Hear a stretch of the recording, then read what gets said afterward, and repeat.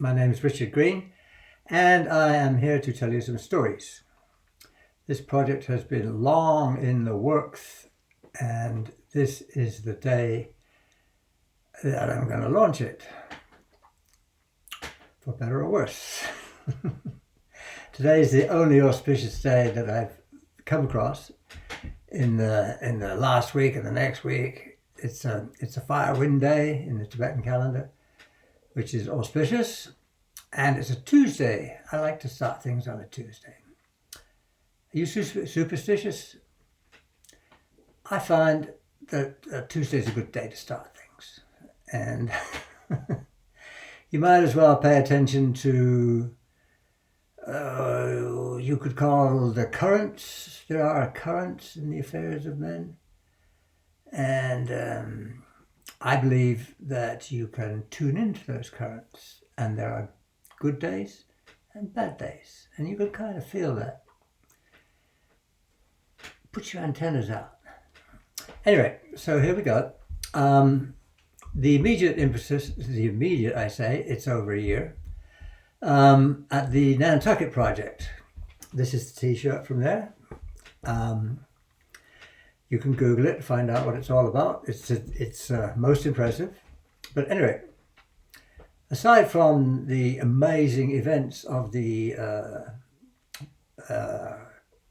event under the tent itself, I told some stories, like in the bar and here and there, and they were quite well received. And a couple of my friends there came up with the epithet "most interesting man in the world," which actually my landlord had used the same expression.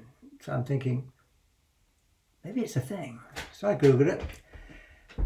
Sure enough, it's a thing. It turns out that it's a beer commercial from the early 70s, which I had missed because I was in Nepal at the time. And anyway, I don't watch much television, and if I did, I would probably zap the commercials.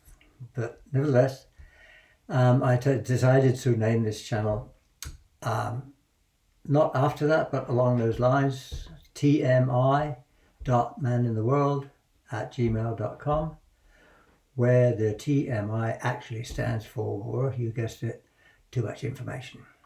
So I am going to start, not randomly, but not at the beginning.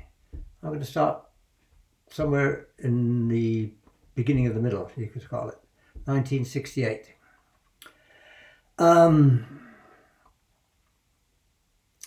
It was actually my birthday, which I only found out yesterday. March 17th, 1968 was the date of the events of this little story. We had been tripping all night in friend's flat, his mother's flat actually, behind the American Embassy in London, in Mayfair in London. And it was good acid, window pane, nice clean stuff, a little bit of an edge to it, but it was nice. Anyway, so we decided in the morning that we would take some more, and we would go loon around in the park, Hyde Park. So we got ourselves together and we went out the front door. As I say, the front door gave onto the mews behind the American Embassy. And there, the whole mews was completely full of policemen. It was a sea of blue, with some brown because some of them were on horses and were jangling around. And they had a canteen, they were drinking tea. This is British policemen, mind you.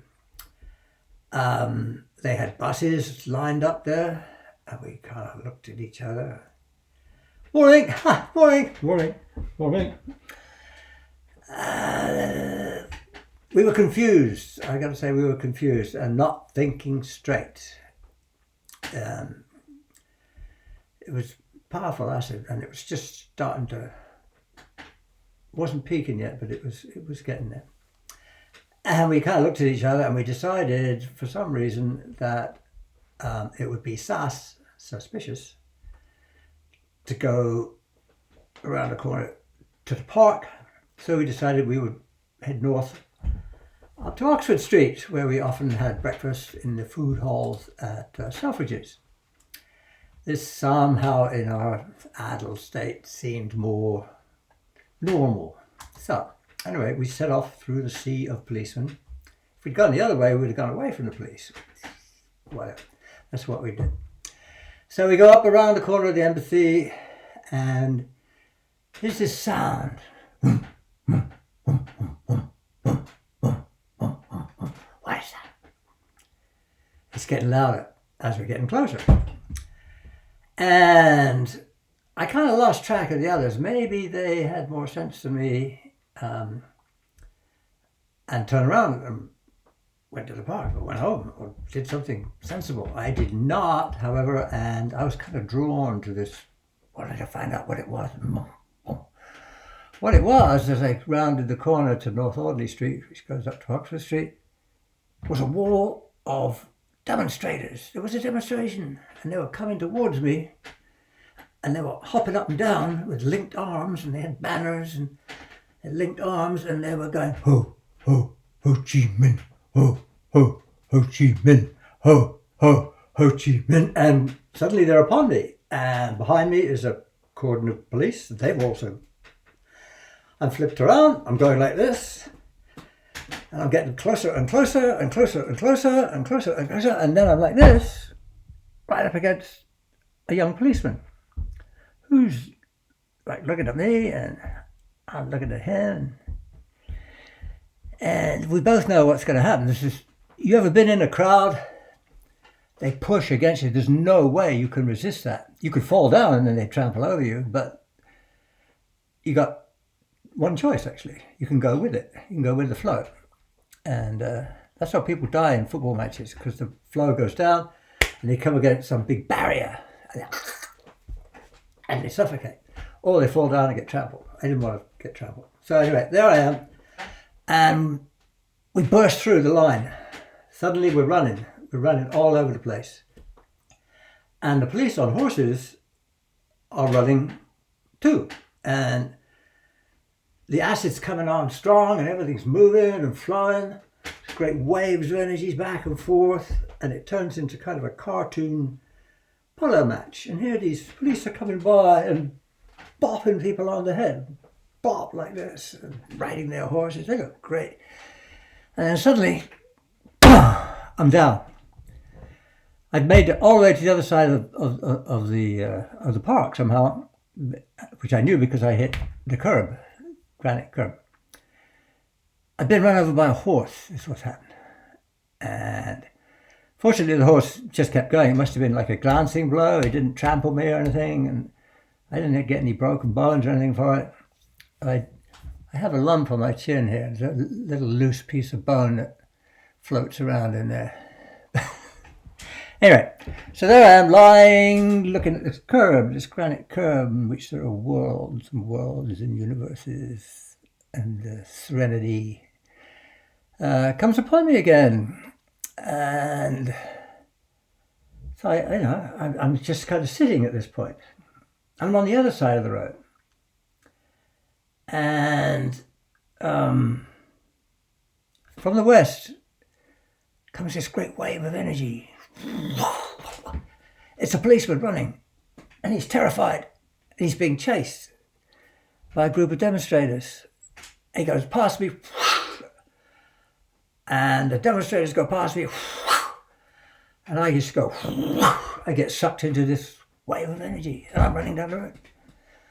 No malice in my heart, mind you. I'm not going to attack this man or anything.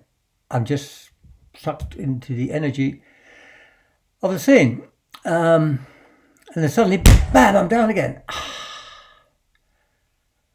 And what's happened was, the people who lived in the row of houses, it's like a terrace on the south side of the park, had all come out, and they're all standing on their stoops, looking and along the side by the iron railings, looking at this mayhem. And one of them had stuck out his foot as I came by, and very effective.